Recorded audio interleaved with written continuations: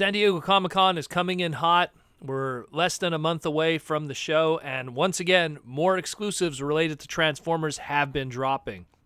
Although this one is funny because this one got dropped and everyone was excited about it on the Transformer side, but other communities were actually angry by it. And I'll get into this in a second. So the Transformers TCG is going to have an exclusive product again this year at San Diego Comic-Con at their booth. Specifically, it's going to be the Hasbro Pulse booth, which the number of the booth, let me just get the map here, is 3329 for those that are going to be at SDCC San Diego Comic-Con that weekend. So you go to the Hasbro Pulse booth, that's what it's going to be called, and you'll be able to get all your Hasbro exclusive product there. Now, the Transformers TCG is going to have a special edition Blaster vs. Soundwave 35th anniversary box set. So what that is essentially is it's going to be a box set of special trading cards for the Transformers TCG done in the Generation 1 art style, but it's not just restricted just to the 2 cassette bots of Blaster and Soundwave. You're going to get the 2 large character cards of Blaster and Soundwave, the Autobot and Decepticon Communicator, but you're also going to get a slew of their cassettes. So you're going to get the smaller cards of Steeljaw, Ramhorn, Eject, Ravage, Buzzsaw, and Frenzy. Interesting that Laserbeak is missing from that. But either way, as it stands right now, that's pretty cool. You also get, apparently also, and this is another nice bonus, you also get 2 40-card decks of battle cards. So what's cool about this is something that, as much as people would just use it for speculating, collecting, and reselling, this is something that if you actually did buy it and open it up and use it, you actually have 2 decks here that you could play with your friends and then try out the TCG. So wow, on top of it being an exclusive, it's also something that is practical that can be used. Now, what's awesome about this, it's 2 per customer, so you could buy 2 of them, so you can open one and have fun at the show, and you could keep one for collectability, and they only cost $50 each. But here's the drama. So on the flip side of it, this is great news for us as Transformer fans, as players of the TCG, but on the other side of the Wizards of the Coast and Hasbro world, Magic the Gathering, the world's largest trading card game and the most famous trading card game in the world, and I love Magic the Gathering, but they have their own exclusive that's going to be also available at the Hasbro Pulse booth, and it's 1 per customer. You get 5 special cards in a fancy box, only 5 cards that are just, it's pretty much the same cards that you could get from the previous set that just came out of War of the Spark, and those 5 cards just have special art, and it's in a fancy box, and that's it. And it's going to be $100, and it's 1 per person. So a lot of collectors of trading card games and stuff, they're looking at the Magic the Gathering one and going like, I don't get it. How come the Magic Gathering one is $100? You get 5 cards, and it's 5 fancy cards, and that's it.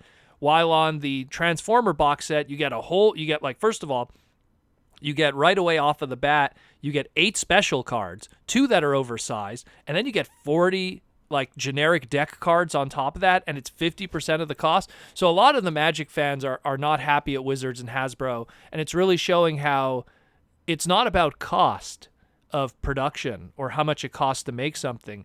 It's all about the how high you can make someone jump for product. So a lot of people are being very critical of Wizards of the Coast and Hasbro for how they're handling the Magic side of things when the Transformer one clearly, if you measure against what you get and the quality of the product and how much you're getting, it's amazing in comparison to what the Magic one is in the exact same year at the exact same booth at the exact same show.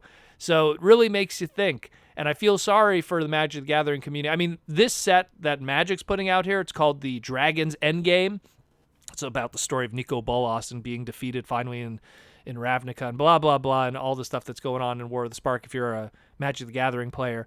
The thing with this is that I'm not interested in it because there's not really any characters or cards that I'm interested in. If I play Magic, competitively, and I just worry about having the cards. I don't care about fancy schmancy repaints and retools of the same card with different art, unless it's like a character I really, really like, like I'm a big Urza guy, stuff like that.